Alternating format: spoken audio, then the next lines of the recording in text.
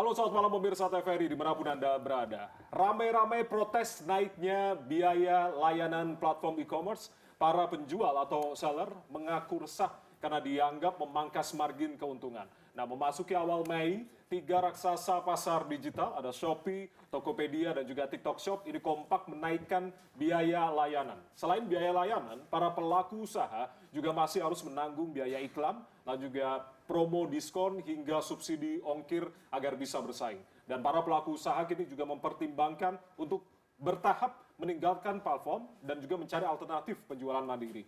Merespon hal itu, tentunya pemerintah bergerak cepat menyiapkan aturan baru terkait dengan ekosistem e-commerce. Pemerintah juga menilai bahwasannya perlu ada regulasi baru untuk menciptakan ekosistem perdagangan digital yang lebih sehat dan juga adil. Dan tentunya saat ini publik tentunya menunggu apakah kemudian aturan baru ini bisa benar-benar melindungi UMKM atau justru memicu perubahan besar dalam bisnis e-commerce. Dan kita tentunya akan bahas dalam Arah Angin edisi malam hari ini di TVRI bersama saya Ardianto Wijaya. Kita ambil judul Biaya Layanan Melejit, Seller Menjerit. Tentunya kita akan ajak diskusi sejumlah narasumber di kesempatan malam hari ini. Ada sejumlah narasumber yang bergabung di Studio 7. Kita sapa satu persatu. Di sebelah kanan saya ada Mas Hilmi Adrianto, Ketua Umum Asosiasi E-commerce Indonesia atau IDEA. Mas Hilmi, selamat malam, salam sehat. Selamat malam Mas Jaya. Baik, terima kasih sudah hadir di malam hari ini. Di sebelah kiri saya ada Mas Gusti Raganata, ekonom sekaligus peneliti kebijakan publik Salios. Mas Gusti, selamat malam, salam sehat. Baik, terima kasih sudah hadir di malam hari ini. Lalu juga ada Mas Rio Priambodo, Sekretaris Eksekutif Yayasan Lembaga Konsumen Indonesia, YLKI. Mas Rio, selamat malam. Selamat malam Mas Jaya, Oke. salam sehat. Saya langsung ke Mas Hilmi kalau begitu. Mas Hilmi, ini yang kemudian rame-rame dibahas, apalagi rekan-rekan dari UMKM yang kemudian juga menjerit terkait dengan biaya layanan yang kemudian ini juga membebankan oleh mereka. Nah, apa yang kemudian menjadi alasan mengapa harus menaikkan biaya layanan ini kemudian, Mas Hilmi? Iya Mas Jaya. Jadi memang kalau kita lihat e-commerce ini sendiri, ini sekarang industri ini sudah bergerak dari yang sebelumnya mungkin banyak mensubsidi banyak hal, ini lebih mengarah sekarang kepada keberlanjutan.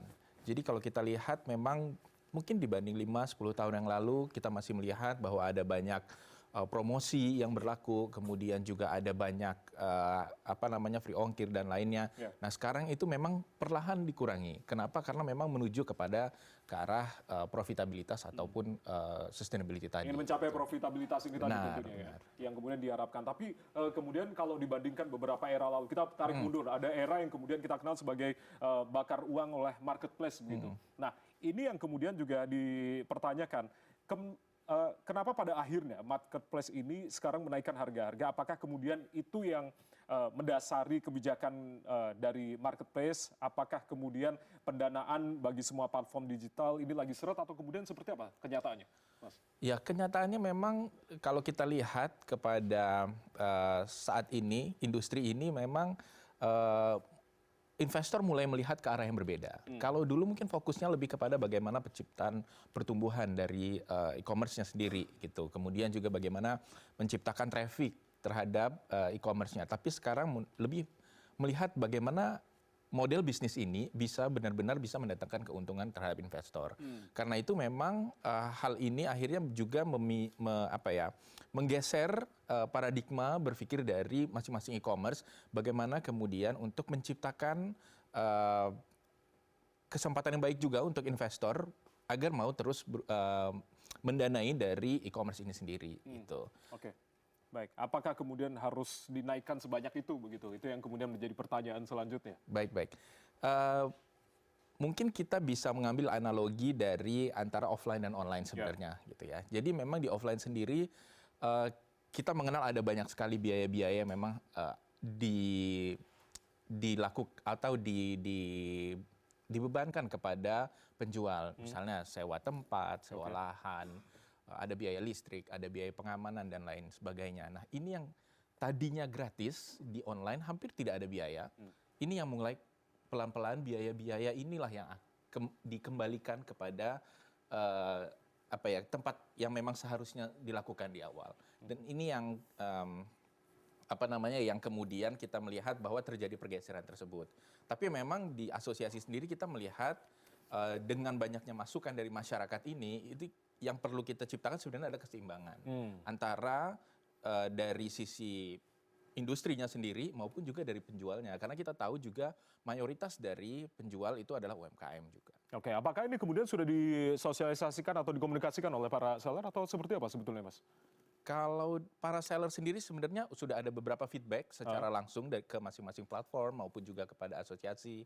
Tapi juga kita juga mendengar gitu ya dari pemberitaan terkait dengan kenaikan ini, dan ini yang kemudian menjadi bahan evaluasi juga di IDEA dengan member-member yang ada. Oke, baik. Saya langsung ke Mas Gusti. Kalau gitu, Mas Gusti, Anda melihatnya seperti apa? Apakah kemudian ini eranya bukan lagi era bakar uang, tapi kemudian tadi Mas Silmi mengatakan kemudian marketplace ini sudah ingin mencapai profitabilitas? Ya, saya kira saya setuju ya dengan apa yang disampaikan Mas Hilmi ya. Saya kira era bakar uang itu sudah berlalu, bahkan sejak perang Ukraina dan Rusia 2022 lalu ya. Oke. Di mana kita tahu investasi ke dalam itu semakin seret. Dan kita tahu ada beberapa dan jumlah investasi ke startup di Indonesia termasuk e-commerce itu semakin turun. Tapi walaupun begitu, kita lihat secara general ya, secara umum, e-commerce di Indonesia masih bertumbuh. Kita mencapai hampir 104, sekian billion USD ya di tahun lalu gitu sampai tahun ini. Dan saya melihat bahwa adanya tekanan terhadap seller atau UMKM selama ini memang akibat biaya layanan, tapi mungkin bisa dilihat sebagai untuk membangun sustainability. Tapi memang kita juga harus cermati ada titik-titik lain gitu yang menurut saya akan jadi tidak adil bagi beberapa UMKM. Contoh, Titik lain artinya? misalkan gini, ada beberapa produk gitu yang memang langsung dijual oleh prinsipalnya. Nah, UMKM tidak akan bisa langsung bersaing. Misalkan dengan D2C tersebut, misalkan ada brand TV terkenal, dia langsung jual di e-commerce tersebut. Nah, bagaimana UMKM yang tadinya dia jualan elektronik bisa langsung harga dengan bersaing tersebut, dan inilah yang membuat beberapa ada fenomena kebangkitan social commerce gitu selain e-commerce. Misalkan ada orang yang akhirnya berubah via WA, ada yang via Facebook dan sebagainya. Website gitu. juga salah satunya. Website juga salah satunya, dan ini adalah bentuk-bentuk dari perubahan pasar. Dan menurut saya namanya pasar itu memang seperti itu, dia akan mencari tempat yang paling efisien. Sehingga menurut saya ke depannya regulasi yang diatur itu sebetulnya bukan masalah biaya layanannya, menurut saya itu biarkan jadi pasar terbuka. Tapi yang perlu dipikirkan oleh pemerintah adalah bagaimana infrastruktur logistik sebetulnya. Infrastruktur logistik? Betul. Karena gini, biaya pengantaran di Indonesia, kita tahu indeks LPI-nya Indonesia itu ada di peringkat 69 atau 63 saya lupa, 63 kalau nggak salah, dari 139 negara. Nah, itu sangat jauh dari ideal, di mana biaya logistik itu ada di angka 14, sekian persen. Padahal di target di RPJMN Indonesia itu di 12, sekian persen. Artinya ini gap yang inilah yang membuat sebenarnya harga commerce itu penjualan secara online itu mahal. Biaya logistik, dan kita perlu ada yang namanya saling koneksi sebenarnya antara delivery dari truk dan juga laut. Dan kita tahu sebagai negara kepulauan tentu akan sangat mahal. Kalau misalnya seperti itu, dan menurut saya regulator itu tidak hanya soal Kementerian Perdagangan, tapi juga Kementerian Perhubungan. Karena yang mengurus masalah logistik, dan menurut saya itu yang perlu didiskusikan juga. Artinya nggak ada masalah ya kalau misalnya dinaikkan ini? Tidak ada masalah, tetapi memang banyak alternatif lainnya sebetulnya. Oke, saya sebelum nanti ke Mas Rio, tapi saya akan konfirmasi Mas Hilmi, itu yang kemudian dituntut, artinya terkait dengan infrastruktur logistik harus dibenahi. Tidak hanya biaya layanan yang kemudian, tapi juga kemudian seller juga dibebankan tadi biaya iklan, biaya promo diskon, subsidi ongkir ini yang kemudian juga agar bisa bersaing. Artinya tadi Mas Gusti katakan infrastruktur logistiknya harus dibenahi juga. Itu menjadi salah satu faktor besar sebenarnya. Infrastruktur logistik itu salah satu investasi yang paling besar dari marketplace sebenarnya, Mas. Dan selain itu juga ada bermacam-macam. Tadi mungkin kalau logistik tadi udah disampaikan Mas Gusti dengan secara detail ya. Apalagi negara kepulauan itu benar sekali. Dan biayanya itu juga sangat-sangat bervariasi lah. Selain itu juga sebenarnya investasi yang banyaknya itu adalah di teknologinya. Jadi di teknologi bagaimana kemudian bisa memasarkan produk-produk UMKM ini atau produk-produk seller ini bisa menjangkau ke seluruh Indonesia. Itu sangat besar upaya yang dilakukan. Termasuk juga dengan bagaimana bisa mendeteksi fraud, bagaimana bisa menciptakan data protection. Itu ada investasi besar di sana. Termasuk beberapa fitur-fitur baru seperti misalnya live commerce yang mungkin sekarang dinikmati, tapi sebenarnya itu investasi yang luar biasa besar sebenarnya dari sisi marketplace. Dan ini yang sebenarnya secara perlahan itu diperkenalkan bahwa ada biaya terkait hal tersebut. Oke, baik. Saya langsung ke Mas Rio. Mas Rio, artinya ini tidak hanya sellernya yang menjerit terkait dengan beban biaya layanan, tapi ternyata buyernya juga atau konsumennya juga ini merasa terbebani dengan naiknya biaya-biaya admin fee, lalu juga biaya layanan dan segala sesuatunya begitu. Bagaimana kemudian Anda merekam suara-suara dari para konsumen ini? Ya, kalau saya melihat bahwa sebenarnya pengenaan biaya-biaya itu juga pasti nanti akan berdampak bukan bicara soal sustainable saja, tapi sebenarnya daya beli masyarakat juga akan bergantung di sana. Gitu. Semakin tinggi nanti biaya layanan ya, semakin biaya tinggi transparan yang mungkin biaya-biaya lain ya, pasti konsumen juga akan berpikir kritis dan juga akan mungkin akan aja switching di sana. Switching?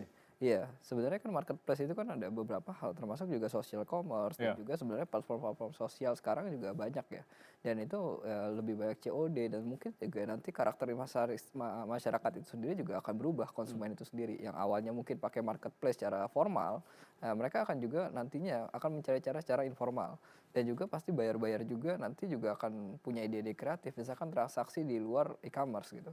Dan itu juga potensi-potensi itu juga harus dibaca oleh pemerintah menjadi salah satu masalah gitu. Nah, ini menjadi persoalan ya. Dari kita pemerintah itu mungkin hanya bicara soal sustainability keberlanjutan soal pelaku usaha aja, tapi masalah konsumen itu nggak pernah dibicarakan dalam hal ini.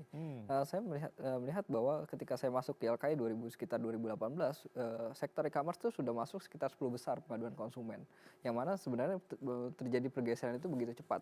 Karena beberapa tahun terakhir YLK itu dulu itu lebih banyak transaksi konvensional dan itu switching menjadi transaksi digital dan itu masuk mungkin sekarang sudah 2 besar.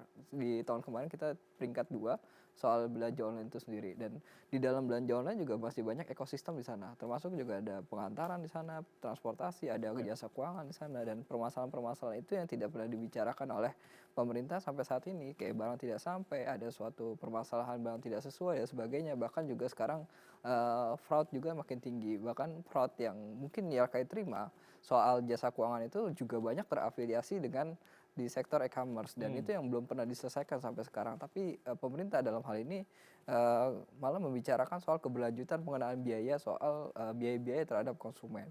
Beberapa waktu lalu kita juga melakukan judicial review kepada salah satu peraturan yang juga mengenakan service charge kepada konsumen di luar biaya-biaya awal yang sudah disepakati.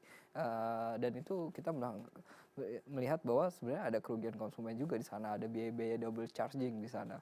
Dan yang kedua sebenarnya biaya-biaya platform ini kan kita melihat bahwa sebenarnya persoalan awalnya adalah sebenarnya biaya produksi yang semakin tinggi di awal, biaya cost untuk promosi. Di 2019 ketika saya masuk di YLKI sekitar 2018 itu berganti tuh pemain platform itu saya menganalisa hari ini tahun ini itu mungkin seller paling banyak waktu itu biru, gak lama adalah warna pink, terus juga warna hijau, terus sekarang dari warna oranye dan itu saya melihat bahwa sebenarnya pergeseran ini hanya pergeseran pemain saja gitu. Pergeseran pemain siapa yang paling kuat dalam bakar uang di pasar, nah itulah pemenangnya gitu. Tapi kan tahun ini tidak ada pemain baru nih. Artinya kan tidak ada kompetisi untuk bakar uang sesama pemain ini e-commerce ini tadi.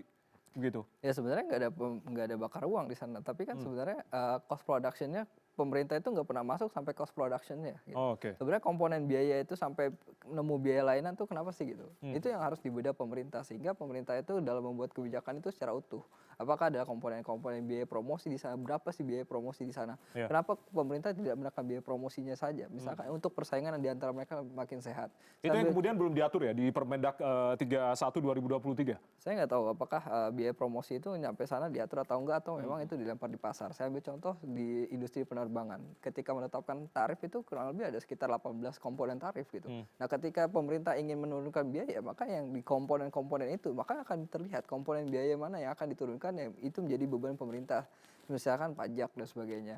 Dan itu membuat persaingan usaha itu menjadi sehat dan pertumbuhan industri itu makin bagus. Gitu. Oke. Dan itu yang harus diintervensi sehingga bukan hanya bicara di hilirnya saja tapi dari hulunya produksinya itu yang harus diintervensi oleh pemerintah menurut saya. Oke. Soal transparansi biaya juga dikeluhkan oleh seller ya artinya. Sebenarnya Kalau dari sisi konsumen, transparansi biaya itu lebih banyak fenomena yang lagi berkembang adalah mungkin dark pattern. Nah, mungkin kalau saya berapa kali itu dark pattern itu kayak misalkan biaya, misalkan ada penggelembungan biaya, misalkan di harga itu sekitar 18.000. Ketika mau cek, oh ternyata ada harganya sangat tinggi, ternyata ada centang biru, misalkan untuk asuransi, proteksi dan sebagainya, itu adalah fenomena dark pattern di sana yang mungkin ada biaya-biaya tidak langsung itu membebankan biaya pada konsumen sehingga harganya itu biaya itu semakin tinggi. Yang kedua, platform layanan itu juga harus dilihat juga apakah seller itu juga dibebankan biaya layanan gitu. Sehingga nanti jangan sampai nanti platform itu double charge dari konsumen dapat, dari ini dapat dan sebagainya, sehingga nanti sebenarnya siapa yang di-happy-kan di sini gitu. Kalau biaya itu seller nggak mungkin daya beli akan turun, konsumen juga daya beli akan turun, dan juga pasti transaksi juga pertumbuhannya juga akan semakin turun. Dan pemerintah harus melihatnya sebagai yang holistik. Ya, Mas Hilmi menanggapi apa yang kemudian disampaikan oleh Mas Rio, tadi juga Mas Gusti, silakan. Ya, terkait dengan transparansi, saya pikir itu memang juga menjadi perhatian dari asosiasi itu terhadap anggota-anggotanya, di mana kita juga menekankan bagaimana kita bisa lebih transparan terhadap konsumen, karena konsumen di sini ada dua kan sebenarnya, baik itu sebagai pembeli maupun juga sebagai penjual. Jadi memang penekanan terhadap bagaimana kita supaya menciptakan sebuah ekosistem yang benar-benar inklusif dan benar-benar bisa saling membantu, itu sebenarnya ini yang menjadi penekanan dari asosiasi sendiri terhadap anggota-anggotanya. Oke, nah ini yang kemudian juga menjadi pertanyaan begitu. Saya langsung ke Mas Gusti lagi. Mas Gusti, kalau melihat ketika tadi dikatakan pendanaan para investor ini di sisi sektor ekonomi digital yang kemudian mulai seret, apakah ini kemudian kalau Anda lihat hanya terjadi di Indonesia saja atau di hampir seluruh dunia terkait dengan pendanaan seret para investor di digital marketing ini seperti apa Anda melihat? Sebetulnya memang investasi yang terjadi di ini bukan tidak hanya terjadi di Indonesia, memang terjadi secara global gitu, terjadi seretnya pendanaan bagi Fenomena global artinya fenomena global, betul. Kan ada pelambatan ekonomi global, kita tahu ada perang tarif antara Amerika Cina, bahkan dari sebelum itu Rusia dan Ukraina, itu kan memicu seretnya makroekonomi global secara global. Tadi juga saya sedikit mengamat dari Mas Rio tadi ya tentang persaingan e-commerce itu sebenarnya sangat kecil sekarang. Sekarang adalah saya melihatnya bahwa kedepannya persaingan e-commerce itu sebenarnya tinggal kuat-kuatan mana yang punya ekosistem paling lengkap. Contoh misalkan yang warna hijau dia udah punya, atau hitam dia udah punya penyedia layanan logistiknya apa belum, yang warna oranye udah punya apa belum. Semakin dia lengkap ekosistemnya, dia akan semakin kuat, dan itulah nanti saya melihatnya ini akan jadi duopoli atau tigopoli aja. Tidak akan benar-benar jadi persaingan sempurna, dan menurut saya itulah yang mungkin perlu jadi perhatian juga akan seperti apa. Dan juga tadi menyangkut masalah biaya layanan ya. Kalau kita selalu sampaikan dari sales itu bahwa ekonomi platform itu adalah two-sided market ekonomi. Jadi dia pasti akan mendapatkan keuntungan dari seller, dia juga akan mendapatkan dari buyer. Dan dua-duanya pasti akan ada charge layanan. Untuk seller misalkan ada komponen-komponen seperti tadi biaya layanan, ada asuransi, ada juga ads, tadi Mas Jaya sendiri menyampaikan ada layanan, ada biaya layanan juga. Jadi sebenarnya cost untuk itu sebenarnya lebih dari 20%, sebetulnya bisa jadi 25% karena dia harus bayar juga kan tadi untuk SAD, sehingga algoritmanya bisa muncul terus. Nah menurut saya itu adalah bagian sebenarnya kalau misalkan toko offline, itu adalah bagian dari marketing sebetulnya. Nah kalau buyer misalkan, buyer tadi ada layanan, ada asuransi Mas Rio menyampaikan, dan menurut saya ya itulah yang terjadi, fenomena yang terjadi di hari ini untuk mencapai sebuah profitability atau sustainability. Artinya masyarakat juga harus sadar bahwa selama ini mereka itu ditopang oleh yang namanya bakar uang gitu. Nah dan ketika ada seperti ini, nah pasti nanti akan muncul saluran-saluran baru, channel-channel baru, entah itu social commerce, apakah COD. Tapi pertanyaannya apakah aman cara-cara seperti itu? Nah biarkanlah masyarakat memilih sebetulnya akan cara seperti apa. Pemerintah itu tinggal melihat mana yang perlu diregulasi, mana yang perlu diberikan keamanan, mana yang perlu bisa ditarik pajaknya. Dan mereka juga harus fair melihat agar ekonomi berjalan itu mereka harus memberikan atau menyiapkan satu aturan yang dapat membantu dari sektor industrinya juga. Bagaimana industri e-commerce itu tetap akan berjalan tapi juga tidak mematikan inovasi. Artinya perlu ada keseimbangan, setuju tadi yang disampaikan Mas Hilmi. Menjaga keseimbangan ini, Betul. seperti apa yang harusnya dilakukan menjaga keseimbangan ini? Pertama tadi misalkan Permendak nomor 31 tadi, misalkan belum sempurna. Ya itu perlu disempurnakan dengan masukan-masukan baik itu dari platform maupun dari konsumen maupun juga dari seller. Tapi saya belum pernah dengar tuh seller punya asosiasi ya. Saya belum pernah dengar, tapi banyak ibaratnya gini, banyak seller-seller maksudnya di sekitaran saya sendiri gitu ya. Banyak teman-teman saya yang benar-benar hidup murni dari marketplace. Dia keluar kerja, dia hidup dari marketplace, dia hidup benar-benar total dan mendapatkan keuntungan yang sangat besar. Artinya cerita sukses UMKM itu bisa hidup dari marketplace itu ada, iya dan benar. Tapi makin kesini dia selalu cerita bahwa oh ini makin susah nih, biaya layanan makin tinggi. Mau nggak mau dia harus beradaptasi. Nah kemampuan adaptability inilah yang akan diuji sebetulnya. Seberapa kuat entrepreneur Indonesia menghadapi perubahan-perubahan ini sebetulnya. Baik, kita masih akan bahas terkait dengan tema kita di malam hari ini terkait dengan biaya layanan melejit, seller menjerit. Usai jeda kita masih akan diskusi, masih bersama dengan Mas Rio dari YLKI, Mas Gusti dari ekonom dan juga peneliti kebijakan publik, dan juga Mas Hilmi dari IDEA. Usai jeda kita akan kembali, saudara, tetaplah bersama kami di Arah Angin TVRI, kami kembali saat lagi.